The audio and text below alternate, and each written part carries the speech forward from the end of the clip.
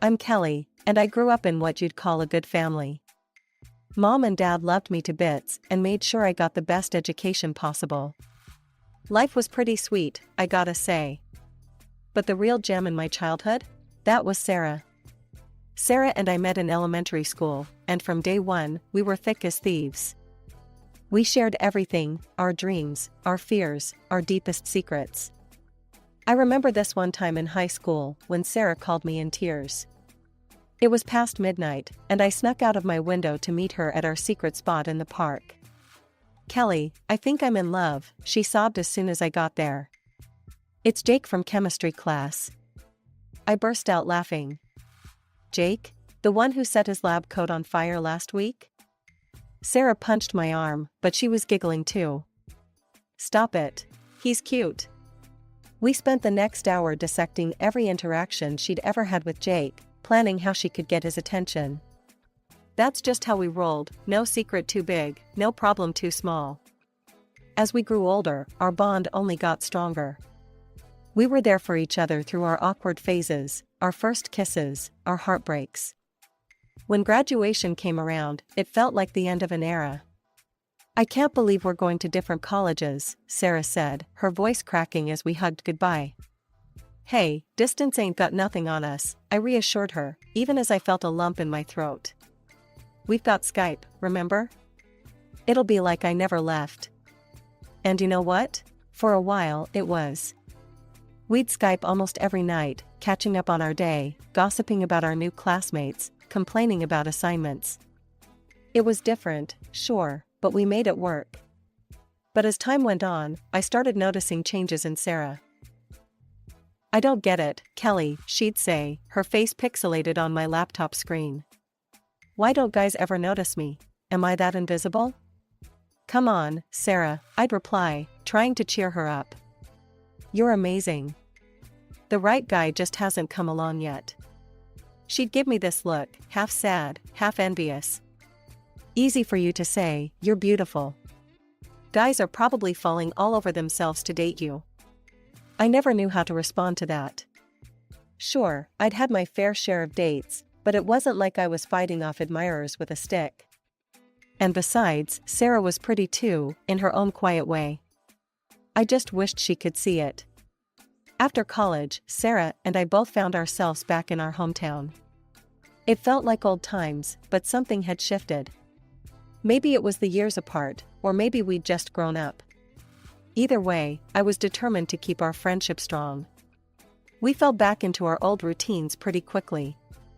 Weekends were for parties, catching up, and reminiscing about the good old days.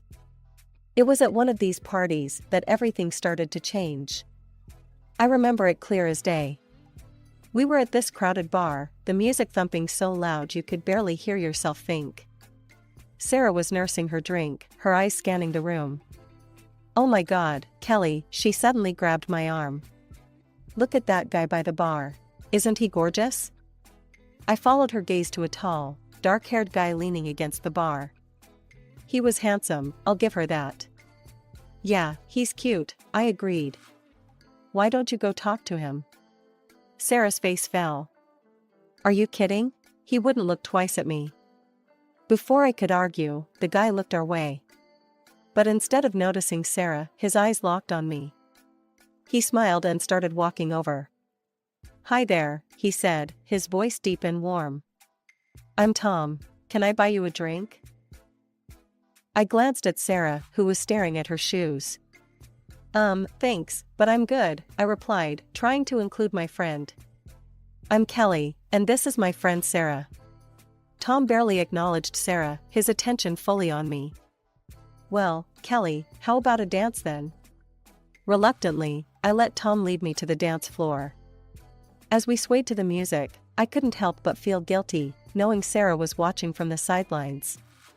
Over the next few weeks, Tom was persistent. He'd call, text, even show up at places he knew I'd be. At first, I didn't take it seriously. But there was something about his charm, his determination, that started to win me over. When I finally agreed to a proper date, I was nervous about telling Sarah. We met for coffee, and I broke the news. So, Tom asked me out, I said, stirring my latte. And I said yes. Are you okay with this? Her eyes flashed with something, anger? Jealousy? Before she shrugged. Why wouldn't I be? It's not like I have a chance with guys like that anyway. I'm just happy for you. But she wasn't.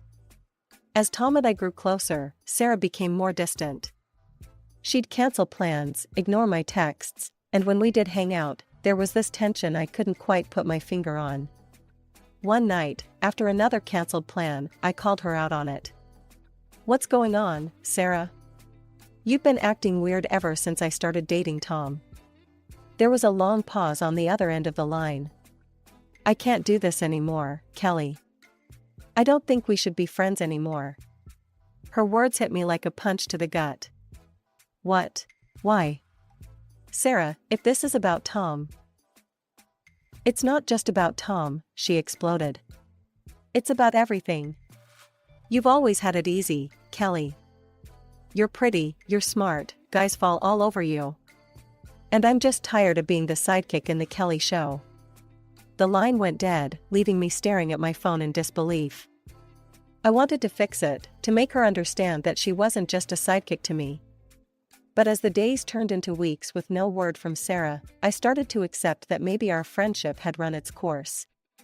2 years flew by in a whirlwind of love and laughter with Tom. He was everything I could have hoped for in a partner, kind, funny, and supportive. Then, on a crisp autumn evening, Tom took me to our favorite spot in the park. As the sun set, painting the sky in brilliant oranges and pinks, he dropped to one knee and pulled out a small velvet box. That night, lying in bed next to Tom, I made a decision. I'd reach out to Sarah. Maybe enough time had passed for us to mend our friendship. The next day, with shaking hands, I dialed her number. To my surprise, she answered on the second ring. Hey, Sarah, I said, suddenly nervous. I have some news. Tom proposed, we're getting married. There was a long pause. I held my breath, waiting for her reaction. Well, she finally said. That's great, Kelly, congratulations. Thanks, I replied, relief washing over me. Listen, Sarah, I know things have been rough between us, but I miss you. Would you like to meet up? Another pause. Yeah, I'd like that, she said slowly. We met at our old favorite coffee shop. Sarah looked good, her hair was shorter, and she seemed more confident somehow. As we sipped our lattes, the awkwardness slowly melted away. I'm sorry, Sarah said suddenly. For how I acted before. I was jealous and insecure. It wasn't fair to you. I reached across the table and squeezed her hand. I'm sorry too. I should have been more sensitive to your feelings. Sarah's eyes lit up. So, tell me about the proposal. And the ring, let me see it. From that day on, Sarah became a constant presence in our lives. She'd come over to discuss wedding details, help with DIY decorations, and even offered to edit a romantic video about Tom and me for the reception. It'll be perfect, she assured me, her eyes sparkling with excitement. A beautiful tribute to your love story. I was overjoyed. Not only was I marrying the man of my dreams, but I had my best friend back. Life couldn't get any better. As the wedding day approached, I took time off work to focus on the final preparations. Between dress fittings, menu tastings, and last-minute details, I barely had time to breathe, let alone spend quality time with Tom. 3 days before the wedding, as I was double-checking the seating arrangements, my phone buzzed with a message from my cousin, Lisa. She worked at a hotel in town, and the message she sent shattered my world. Kelly, I'm so sorry, but I think you need to see this, the message read, followed by a video. With trembling hands, I pressed play. The grainy security footage showed Tom and Sarah, wrapped in each other's arms, kissing passionately as they entered a hotel room. The timestamp on the video was from just minutes ago. My world had just crumbled around me, but I wasn't about to sit and wallow. With a newfound determination, I grabbed my car keys and headed to the hotel where my cousin Lisa worked. The same hotel where my fiance and supposed best friend were currently betraying me. As I drove, my mind raced. Lisa's message kept replaying in my head. Kelly, I'm so sorry, but I think you need to see this. She'd always been more like a sister to me than a cousin, and I was grateful for her loyalty. Tom had never met her, which turned out to be a stroke of luck in this nightmare scenario. I pulled into the hotel parking lot, my hands shaking as I turned off the engine. Taking a deep breath, I stepped out and walked into the lobby, spotting Lisa at the reception desk. Kelly, she said softly as I approached, her eyes full of sympathy. I'm so sorry. I nodded, unable to speak past the lump in my throat. Lisa glanced around quickly, then gestured for me to follow her. Come with me, she whispered. I have an idea. She led me to a small room near the stairwell. It was barely bigger than a closet, with a chair facing a small window. It's a security observation room, Lisa explained. You can see people coming and going on the stairs, but they can't see you. We waited in tense silence. I kept my phone ready, determined to gather more evidence of their betrayal. After what felt like an eternity, I heard familiar voices. That was amazing, Sarah's breathy voice drifted up the stairwell. You're such an incredible lover, Tom. I felt bile rise in my throat as Tom's deep chuckle followed. You're not so bad yourself, babe. Kelly doesn't even compare. They came into view, and I hit record on my phone, my hand surprisingly steady. Tom had his arm around Sarah's waist, pulling her close as they descended the stairs. What about after the wedding? Sarah asked, a hint of worry in her voice. Will we still be able to do this? Tom stopped, turning to face her. He cupped her face in his hands and kissed her deeply. I zoomed in, capturing every excruciating detail. Of course we will, Tom said as they broke apart. You think a little thing like marriage is going to stop me from being with you? We'll find ways to sneak off during the reception. Maybe even during the ceremony if we're clever. They both laughed, the sound grating on my ears. Sarah playfully swatted his arm. You're terrible, but I love it. And I love you, Tom replied, kissing her again. I stopped the recording, feeling sick. Lisa put a comforting hand on my shoulder. I'm so sorry, Kelly. What are you going to do? I stood up, a plan already forming in my mind. I'm going to make them pay, I said, my voice cold and determined. They think they can laugh about sneaking around at my wedding? Well, I've got a surprise for them. The next 3 days were an exquisite form of torture. Every smile from Sarah, every touch from Tom, felt like a knife twisting in my gut. They played their parts perfectly, the supportive best friend and the loving fiancé. If I hadn't seen the video with my own eyes, I might have convinced myself it was all a terrible mistake. The bachelorette party was the ultimate test of my acting skills. Sarah had organized it, inviting all our mutual friends. My cousin Lisa was there too, a silent pillar of support. As we sipped champagne and played silly wedding-themed games, I felt like I was watching the scene from outside my body. Sarah leaned in to whisper, I'm so happy for you, Kelly. You and Tom are perfect together. I nearly choked on my drink. Lisa, noticing my distress, quickly grabbed my hand and squeezed it reassuringly. I shot her a grateful look. Without her, I might have lost it right then and there, screaming at Sarah for her betrayal. Instead, I plastered on a smile and raised my glass. Thanks to my amazing maid of honor for this wonderful party. The girls cheered, oblivious to the undercurrent of tension. Sarah beamed, basking in the praise, while I imagined dumping my drink over her head. The night before the wedding, Sarah came over with a flash drive. I've got a surprise for you, she said, her eyes twinkling. I put together a video of all your romantic moments with Tom. We'll play it before the ceremony tomorrow. It'll be so beautiful. As soon as she left, a plan began to form in my mind. I looked at the flash drive, then at my phone where the damning video was stored. A cruel smile spread across my face. Oh, there would be a video played tomorrow all right, but not the one Sarah was expecting. I was so caught up in my thoughts that I didn't hear Tom come in. "Whoa," he said, stopping short. "What's with that look?" I forced a laugh. "Oh, that. I was just thinking about tomorrow. I can't wait for the ceremony." Tom's face softened. He crossed the room and pulled me into his arms. "I can't wait either. I love you so much, Kelly. I'll always be faithful to you, I promise." The irony of his words made me want to scream. Instead, I buried my face in his chest, pretending my shudders were from happiness rather than rage. As I lay in bed that night, listening to Tom's steady breathing beside me, I finalized my plan. I would swap the videos early in the morning, before anyone else arrived at the venue. Sarah's lovingly crafted montage of lies would be replaced with the raw, ugly truth. Part of me felt guilty for what I was about to do. It would be so public, so humiliating. But then I remembered the way Tom and Sarah had laughed about sneaking away during the wedding, and my resolve hardened. The morning of what should have been my wedding day dawned bright and clear. As guests began to arrive, I plastered on a smile, playing the role of the blushing bride. Sarah fluttered around me, adjusting my veil and gushing about how beautiful everything looked. It took every ounce of self-control not to slap her.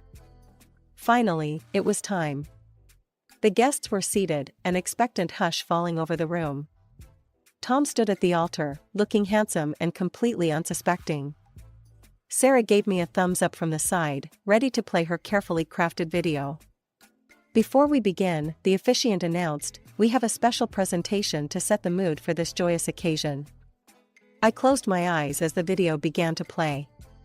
For a moment, there was only confusion as the grainy hotel footage appeared instead of the expected romantic montage. Then, as Tom and Sarah's voices filled the room, discussing their affair in explicit detail, all hell broke loose.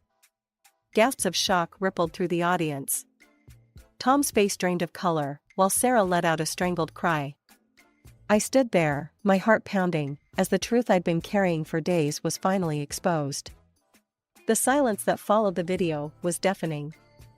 You could have heard a pin drop. Then, Sarah's parents erupted. "How dare you?" her mother shrieked, pointing at me. "How could you humiliate our daughter like this? You're cruel and spiteful." Before I could respond, my own parents jumped to my defense. "Your daughter is the cruel one," my father roared. "She betrayed Kelly. And you," he turned to Tom, his face red with anger, "you're a scoundrel. A bastard. You have no place in our family." The venue descended into chaos. Guests began taking sides, some defending me, others condemning my actions. "She had every right to expose them," I heard someone shout. "But to do it like this? On her wedding day? It's too much," another argued. I stood in the middle of it all, a strange calm washing over me. This was it. The moment I'd been building towards for days. As the shouting continued, I finally raised my voice. "Enough." Surprisingly, the room fell silent, all eyes turning to me. "I'm sorry," I said, my voice steady. "I'm sorry you all had to witness this. But I'm not sorry for exposing the truth. Clearly, there won't be a wedding today. Please, feel free to take your gifts home with you. And thank you for being here, even if it didn't turn out the way any of us expected." With that, I turned and walked out of the venue, leaving the murmuring crowd behind me. As I stepped into the sunlight, I felt a weight lift off my shoulders. It was over. The truth was out. 5 days later, a notification popped up on my phone. It was from Tom. My heart raced as I opened the message, unsure of what to expect. "Kelly, what you did was cruel and unnecessary. You've humiliated me and Sarah in front of everyone we know. You need to take responsibility for your actions. I expect you to pay for all the wedding penalties and compensate me for the emotional distress you've caused. If you refuse, I'll be forced to take legal action." I stared at the screen, a mixture of disbelief and anger washing over me. He was the one who cheated, and now he was threatening me? I typed out a quick, curt response. "You've got to be kidding me, Tom. You and Sarah are the ones who should be paying for everything. Don't contact me again. I blocked him immediately after sending the message, my hands shaking with rage. A trial? Let him try. I had video evidence of his infidelity. But the thought of dragging this out in court made me feel sick. Just as I was starting to spiral into anxiety about potential legal battles, my phone rang. It was Margaret, Tom's mother. Hesitantly, I answered. Hello, Kelly. Tom's father and I want to apologize. What our son did was inexcusable. We're so sorry for the pain he's caused you. I sat down heavily, taken aback by this unexpected turn. Thank you, I managed to say. We want you to know, Margaret continued, that we'll be covering all the wedding expenses and penalties. It's the least we can do. And please, don't worry about Tom's threats. We've made it clear to him that he's to leave you alone. Relief washed over me. I appreciate that, Margaret, thank you. After hanging up, I found myself replaying the events of the past week in my mind. Had I done the right thing? Could I have handled it differently? The questions swirled in my head, keeping me up at night. But every time I started to doubt myself, I remembered the video of Tom and Sarah laughing about sneaking away during what should have been my wedding. My jaw would clench, and I'd feel that same surge of righteous anger. As the weeks passed, I slowly started to emerge from my self-imposed isolation. I went back to work, started going to the gym again, even met up with a few friends who had stood by me through everything. But when Lisa gently suggested setting me up with a friend of hers, I quickly declined. I'm not ready, I told her. I need time to heal, to figure out who I am on my own. She nodded understandingly. Take all the time you need, we're here for you when you're ready. Months passed, and life settled into a new normal. I threw myself into work, picked up new hobbies, and slowly but surely, the ache in my heart began to dull. I was healing, one day at a time.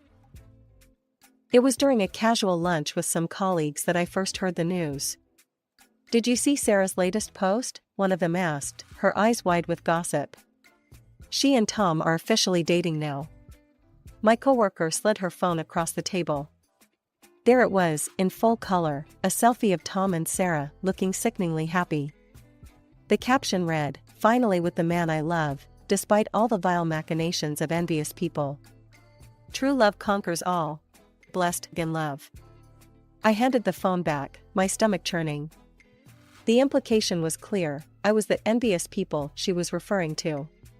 As if I'd been the one to break them up, rather than expose their affair. I forced a smile. They deserve each other. And I meant it. Let them have their fairy tale ending. I was done with both of them. Life went on. I focused on myself, on building the life I wanted. And then, a few months later, another piece of gossip made its way to me. This time, it was Lisa who broke the news. "Kelly, you won't believe this," she said over the phone, her voice a mix of disbelief and amusement. Tom broke up with Sarah. He posted about it on Facebook. What? Why? I couldn't help but be curious. According to his post, and I quote, "I'm tired of the overly clingy and possessive behavior from my partner. I need my space and freedom." I couldn't help but laugh. It started as a small chuckle and grew into a full-blown belly laugh. It wasn't just schadenfreude, though I'd be lying if I said that wasn't part of it. It was closure. Final proof that I'd dodged a bullet with both of them. A week later, it was my birthday. I'd planned a small gathering with my closest friends and family. As I was getting ready, there was a knock at my door. I opened it to find Sarah standing there, looking nervous and clutching a beautifully wrapped gift. "Kelly," she said, her voice small. "I know I don't deserve your forgiveness, but I'm so sorry. I was stupid and selfish, and I ruined the best friendship I've ever had. Can we try to fix this?" She held out the gift, her eyes pleading. I looked at it, then back at her. In that moment, I saw our whole history flash before my eyes. The good times, the bad times, and the ultimate betrayal. I took a deep breath. No, Sarah, we can't. Her face fell. Kelly, please. I appreciate your apology, I cut her off, my voice firm but not unkind. But some things can't be fixed. What you and Tom did, it wasn't just a mistake. It was a choice. You betrayed my trust in the worst possible way. I gently pushed the gift back towards her. I don't want your gift, and I don't see any point in trying to rebuild a friendship with someone I can't trust. I wish you well, Sarah, but I think it's best if we go our separate ways. I closed the door and leaned against it, taking a deep breath. Then I smiled. My real friends would be arriving soon to celebrate my birthday.